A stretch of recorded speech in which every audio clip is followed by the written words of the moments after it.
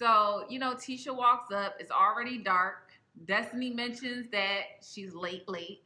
And Tisha makes a comment in her confessional, and she says, everyone is, you know, I show up and everyone's getting along without me. That's kind of a weird vibe. Why is that weird?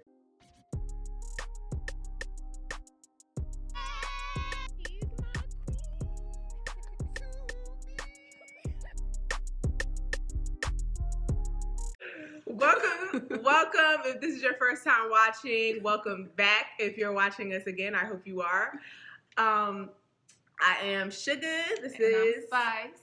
And first, we just want to thank all of our new subscribers. Yay. Thank you for everyone who followed us on Twitter and on Instagram. You can follow us too at Sugar and Spice 88. First, before anything, we want to shout out our subscriber of the week. Yay! Tessa Talks TV. Tessa, we love seeing you in our comment section, girl. Yes. You always, thank you for being so interactive and constantly talking to us and giving us feedback. We appreciate you so much. Thank you so much for watching, and we hope you continue to watch, you know? Thank you. Mm-hmm. All right, so we start out with the scene where Martell visits Marceau at Black. So he asks him how he's doing, and of course Martell is lying, you know, which he always does. And he says, I'm good, everything's great. So Marceau tells him, you know what, I really think you need to hit rock bottom so you can really understand how good you had it, so you can try to make your way back up and start over. You can just hit the reset button on everything and make your way back up from the bottom. Oh, wait, no, I'm there. I'm rock bottom. But you're not, though. You just said you were good 5 minutes ago. Which one is it? You're rock bottom or you're good? And the reason why Marcel is saying this is because he's been seeing Martell and his antics, like the whole full custody thing, the social media. When you hit rock bottom, you don't care about everything else. Everything just becomes a lot more minuscule. The things that he's trying to do, his image and trying to make sure everybody on his side, that's not going to matter anymore once he really hits rock bottom and he realizes, oh, I lost Mel, I lost my family unit because of my nonsense. And he's really going to have to look himself in the mirror. That, and Marceau's right about that. That's what he really needs. Marceau is like he's my favorite this season. I don't know what's happening. He's a low-key undercover guru. He's hilarious. Yeah, he's a comedian. He's giving out all the good advice. Mm-hmm. Shout out to you, Marceau. I don't know how he won me over. I don't know what the heck happened. Now I like it. Yeah. So then we move on to the next scene, and we see Mel and Martell's mom get together. And Martell's mom, she's just doing a visit, and they're just talking about like just general things at first, and then it goes down to like, you know, the meat and potatoes. And Mel opens up and says, you know, that, you know, Martell has been making it really hard for her, and that she feels like she's going to need to limit how often she sees him and has interactions with him because he's just disturbing her peace. And Mel brings up how Martell has been telling everybody that she's been cheating on him. And Martell's mom asks her, like, so, well, did you cheat? And she goes into this long explanation about how the first time she had left the house and she was just talking to a guy for 3 weeks. And the second time she had filed for divorce. So he don't got no... technically. Yeah. And it's just like, come on, don't do that. Just say no. We don't need a breakdown. We don't. Nobody needs an explanation. The last thing you need is to give Martell any more ammunition that he already think he has. Exactly. So, you know, at the end of the day, you are technically still married. So if you did engage in anything, yeah, technically it is cheating. But we don't care. Like, we see what you go through. We know you're trying to get a divorce. We know he's holding everything up. Right. So we will understand regardless. But it is cheating. But at the end of the day, there's nothing you got to apologize for. The relationship is over. So then Melody actually brings up that Martell said that he wants full custody. And Martell's mom is like, oh, no. Why would he do that? And she's like, well, I guess she thinks that, you know, he thinks that you're going to go and help him raise all these kids with him having full custody. And Mama said no. Those are your kids. I love my grandbabies, but those are your kids. I did not have those She kids. said, Don't I'm nobody. done raising kids. I am done. And then she brings up that, you know, how hurt she feels about, you know, Martell having a new baby. And she says that although she's upset about the situation, she's going to have to love that grandbaby like she does all the rest of her grandbabies. And Melody said something that I thought, I don't know if everybody heard. She said, well, I hope he don't forget about the ones that he has once the new one comes. That just goes to show that she does really want the kids to have their father in their life, and she's not trying to get in the middle of that. And you know, although she's going through a lot, she's still, like I said before, putting the kids first, putting their needs and wants first. So even though she was talking to her brother saying that she might file for full custody, she only did that after she realized that Martell is not thinking about the best interest of the children. He's thinking about how to get back at me. Right. So now I have to protect them the best way I can, and maybe the best way I can is full custody. Right. He just came out the gate with that only because, you know, he's upset and he wants to upset her and get her and ruffle her feathers. Yeah. So then we move on to the next scene where Tisha and Marcel are together. So Tisha surprises Marcel with a dinner date. She has a cute outfit on, and you know, she got her makeup done, Had and a little fur coat on. You know, like, you know, trying to do it all cute for her husband, which was really cute. Even though they did seem awkward in this scene. I'm not gonna lie. Tisha wasn't really walking too well in the heels. They always seem awkward to me. Even really, when I started going back and rewatching season 1 to kind of see where everything went wrong with their relationship, with Tisha and Mel's relationship. Mm-hmm. And it was at one point in time where Tisha was telling him that she helped him get the deal with the hotels when she was talking to her broker. Yeah. And he was like, oh, I'm so happy. Come here, babe. Yeah, let me give you a kiss. And he got up all smooth and tried to give her a kiss. And she was like, oh, thank you, babe. I appreciate that. And I'm like, who says that after a kiss? Like, yeah. It was very like grandma. I was like, girl. Even another scene I saw where Kimmy was saying like, yeah, Tisha says she doesn't own any lingerie. She doesn't like she don't be really trying to be like cute or sexy for Marcel. Like, she's very dry. So that's probably where that awkwardness comes from. When I see them on TV, it's like, yeah, I don't know, it's just weird. Right. I agree.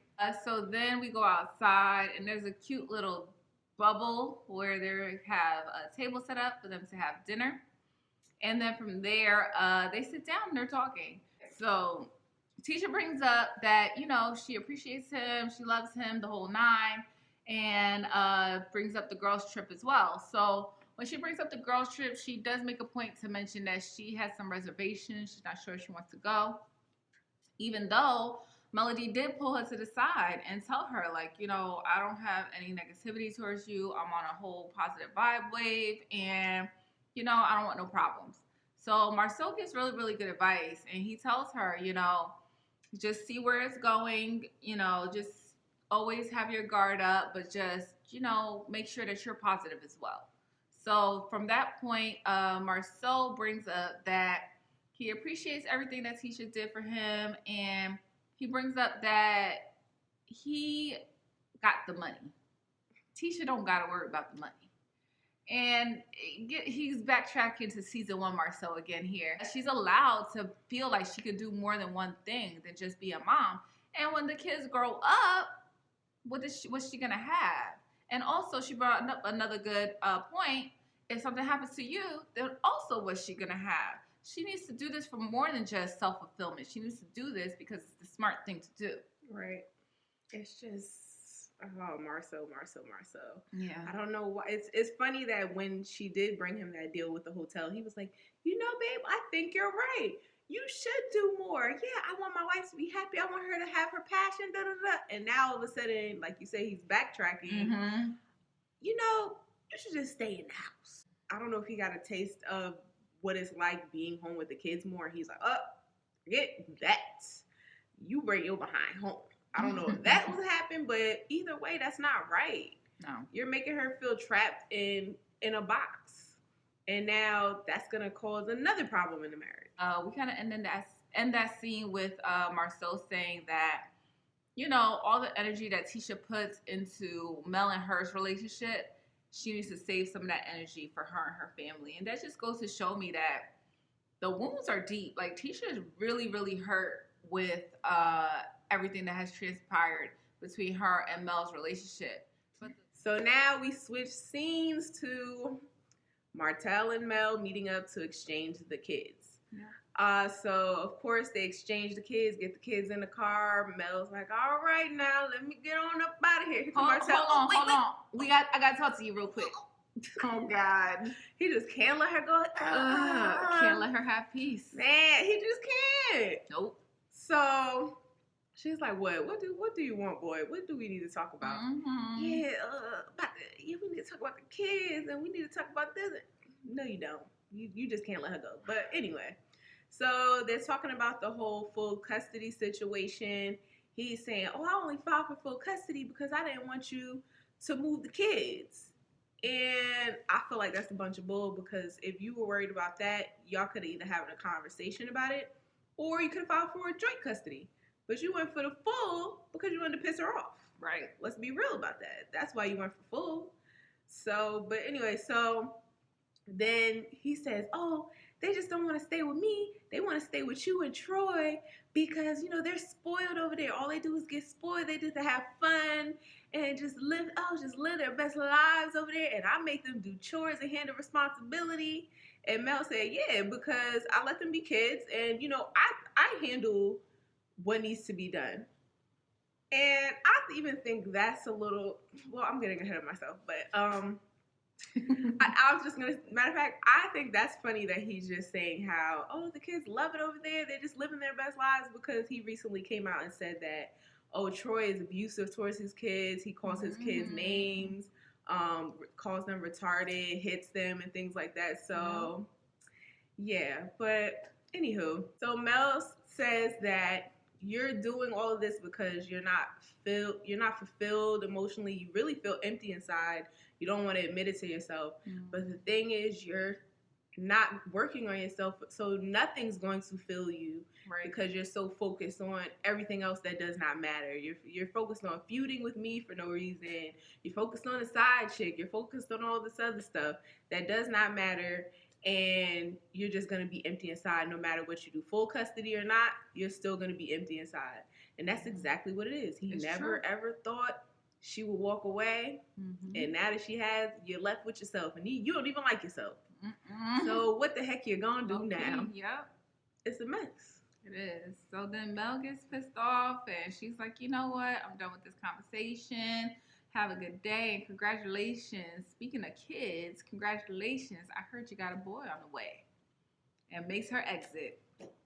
Of course, Martell, he can't let her leave on that note. He has to go follow her and try and go back and forth with her some more. The way his whole face dropped. He was not expecting that one. So then we go into the next scene, and it's Kimmy, Jalen, and Maurice. Maurice called a meeting. He wants to talk about Jalen and his future. Again. Yes.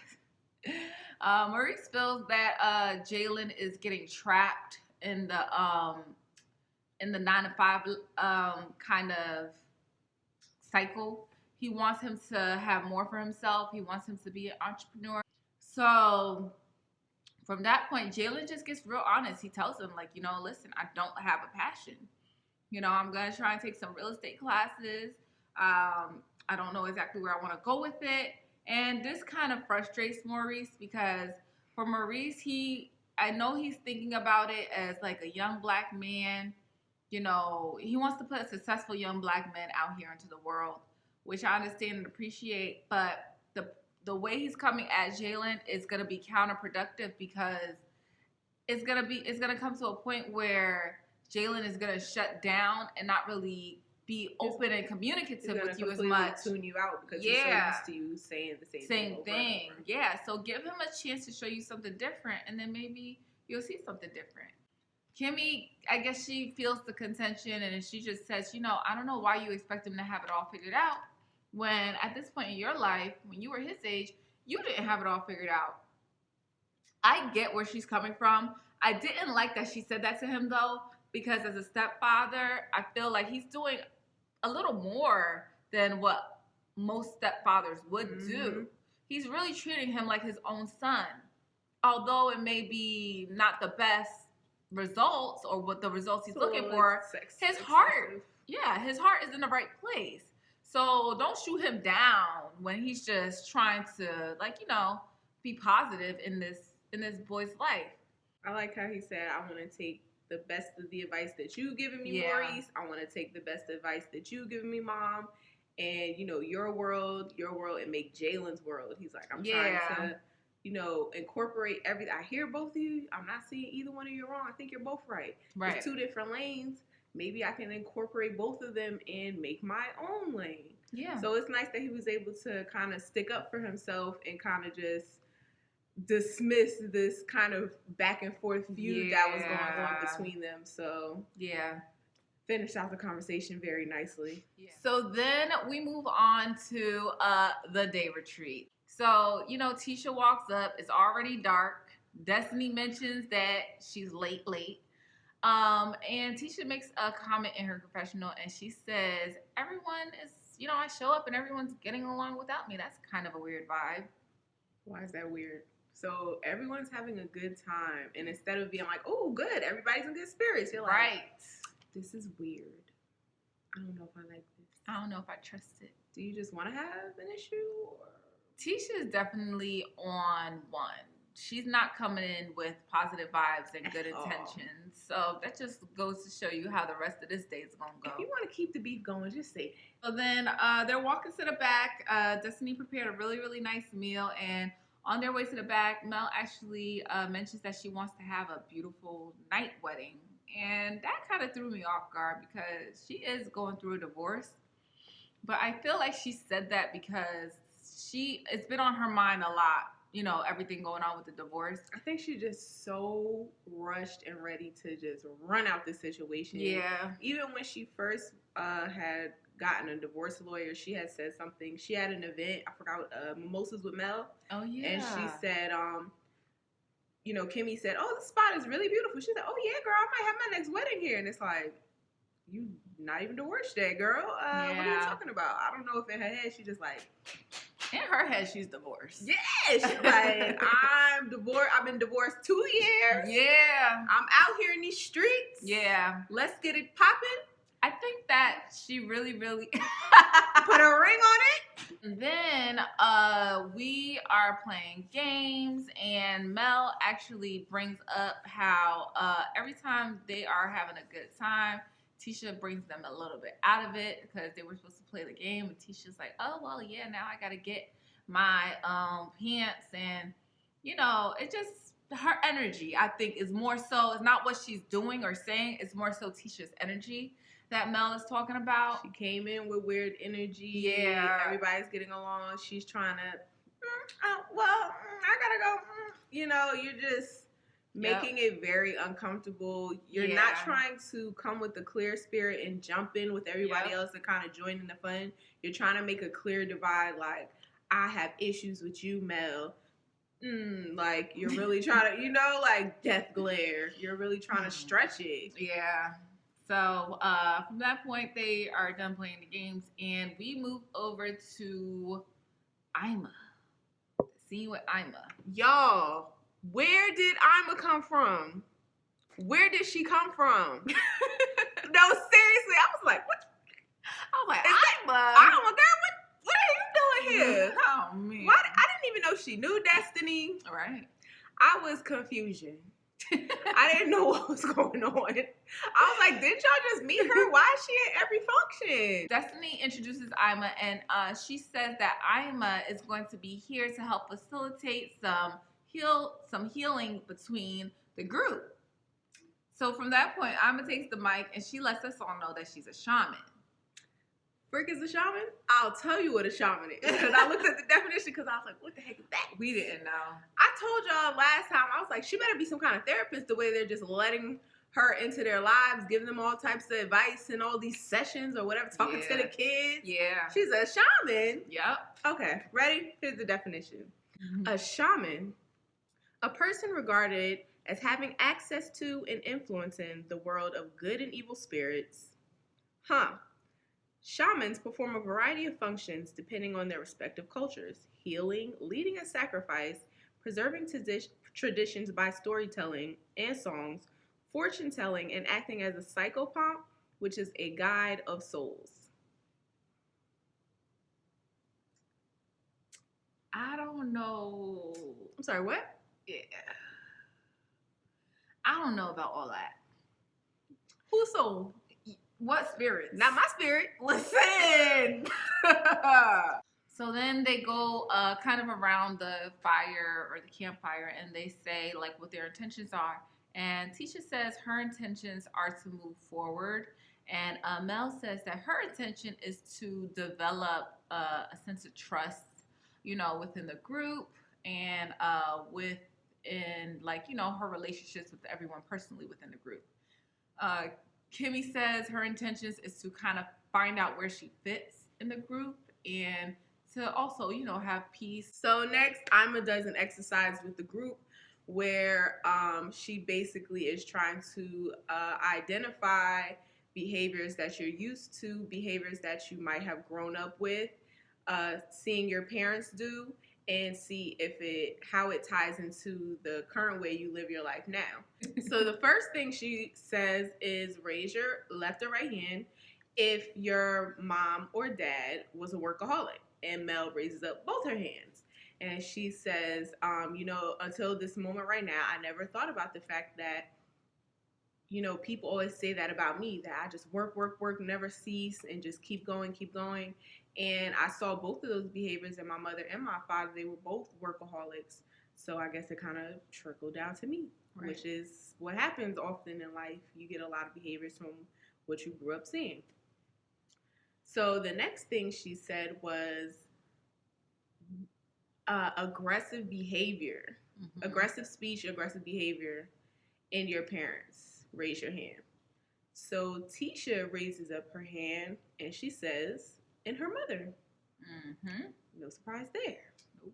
She also says that growing up, she didn't get a lot of affection from her mother, and that her mother never really told her that she loved her until she brought it up to her and asked her, why do I see other parents acting this way with their children and we don't interact like that? You don't ever say, I love you, or, show me any type of affection. And she says that her mom says, oh, wow, I never noticed that. So after that, Destiny gives, they write on cards, and Destiny gives Mel a card. And the card says protected or protective.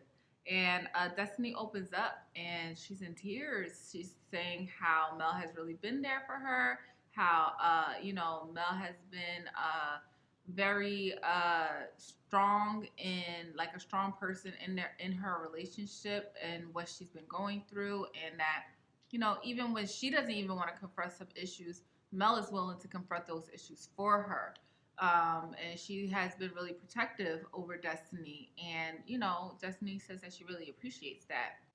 Honestly, we have not seen Destiny's husband, LaBarrick. We have not seen him, since we started shooting part 2 of season 2. And I really do feel like there is something going on in their relationship. Destiny just may not want to bring it to light. LaBarrick may not want to film it or be on TV. So that's why we haven't heard about it. But it seems like, Mel has been, a listening ear and a good friend to Destiny while she's been going through the things she's been going through. Then Mel gives a card to Tisha. The card says misunderstood. From that point, Mel explains the card. Mel says that she feels as though the breakdown of their relationship really started falling apart where there was a misunderstanding. They do a flashback, and Mel is letting Tisha know that from this flashback, I wasn't being fake. I wasn't ignoring you on purpose. I was just going through a lot. And that's why I wasn't able to, have as many dinner dates and phone conversations as we used to have because I was just going through a lot. So then the shaman asked Tisha what she thinks about Mel's breakdown of the reason why their relationship kind of started going off track. And Tisha says she thinks that it's all BS. I don't know why she chose that verbiage. I don't know why she chose those particular words. Perhaps if she would have said, honestly, I don't feel like that's where it started. I really think it started with this. Right. Or for me, it started with exactly. This. Then it would have been different than, I just think that's a bunch of bull. When you say it like that, it's like, girl, please get out of here. Right. So it just, of course, Mel's like, and Tisha tries to act like that conversation never happened. They definitely did flashbacks to the conversation. So from that point, Tisha says that she feels that the relationship went south when Mel decided to blame Marceau for why Martell was cheating. And this is definitely back when I feel like Mel was in one of her worst points in her relationship with Martell, because you can't really blame someone else for why your husband is cheating. Like, you have to give that to him, and he has to own that. That's only on him. I feel Tisha, because although they did have that conversation that Mel is talking about, where she said, "Oh, it wasn't about you. I was just busy with home life." They did have that conversation, but also their relationship really did start to go sour after she implied that Martell hanging around Marceau is, the reason that Martell stepped out. And she even made it seem like the whole group of guys, were an influence on him, and even went further to say that, oh yeah, I know some stuff. I got receipts, and I know some stuff that you don't know about your husband and your relationship. So it's like, I hear you, Mel, right? Mm-hmm. But no, you still have some stuff that you need to take responsibility for, right. Certain things that you said. And it's not like you were telling her as a friend, like, hey, friend, Martell brought it to my attention that, maybe Marceau is stepping out. I just wanted to let you know because I felt like you deserve to know the truth. You just pull it out like a draw four, like, oh, yeah, you want to talk about my marriage? Pluck it out. So from that point, Tisha goes into the confessional because she was kind of dancing around the issue. And she says the issue is that Mel made a post, and on that post, she named the person, or she says she knows the person that Marceau is cheating with. And Tisha said that she actually, that person has come out and denied it and said that that's not the case. And she wants Mel to pretty much say that she lied in that post. Even Mel, if you felt like, okay, I know for a fact that it's true that this happened, or I've seen something for myself that your husband did, I still feel like you should apologize for putting that out there. Yeah, I agree. Or even so, you didn't handle it like a friend. Like, no. I would not do that to my friend ever on on national television. That's why your man cheating on you. Like, no, why would you ever tell them like that? If you really knew, and then you're sitting back and you have this knowledge for that long, as long as you said you've known, not telling her, just acting like everything's fine, and then the only time you bring it up is when you guys are arguing or beefing. It's like, one, why would she believe you? Because now she's just going to say, well, you're just mad. That's why you're saying that. Right. That's true. And two, those are not the actions of a good friend. Sure. So, Mel, she has grown a lot, and it's a very obvious difference from season 1 and season 2 Mel, but you still have to take accountability for season 1 Mel. Yeah. So she's not really doing that right now. She's not. That's where she kind of went back a little bit, because she didn't want to take responsibility for the things that she said and she did in season 1. So I feel like if she would have said, I apologize that I said everything I said about you and Maurice, Marcel's relationship, I should have stayed out of it. whatever, I felt like it was a retort to what you were saying. I feel like you should have stayed out of my relationship. Right. And, that's really where the hurt came from. Right. That's true. And then it's like, where else you can only be positive from that point on, because then you already apologized for what you did. You explained why you felt the way you felt. And now it's just the ball's in her court whether she wants to apologize for what she did. Right. So it's just the way they're handling it is just it's not bringing about the desired results. So right. So Mel walks away. She's really hurt. She starts crying. So Mel is invested in this relationship as well. It definitely goes both ways. And from that point, nothing happens. This is why, Tisha, you were so pressed to make it a day trip.